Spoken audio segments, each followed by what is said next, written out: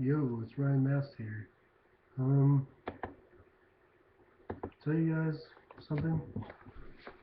I went to Walmart today and I recently bought a alarm clock because I need a new one because mine's like 20-30 years old. One thing you should notice about Walmart alarm clocks is these clocks here.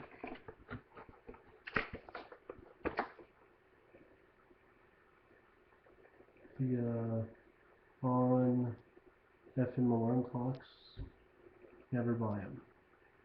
They suck. To give you a reason why they suck, it's because, okay, here it is. It comes with,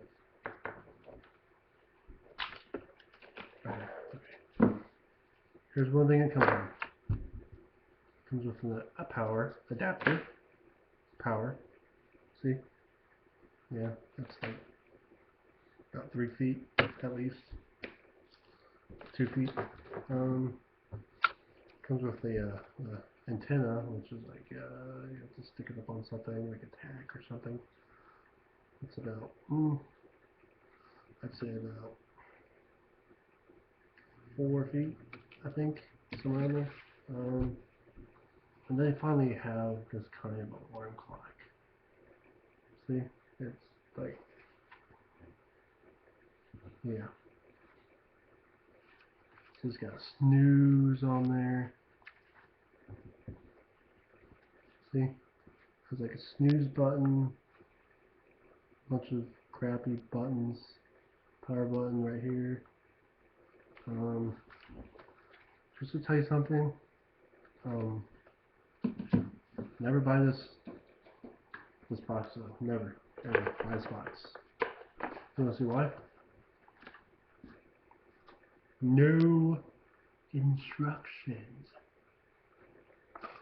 None whatsoever.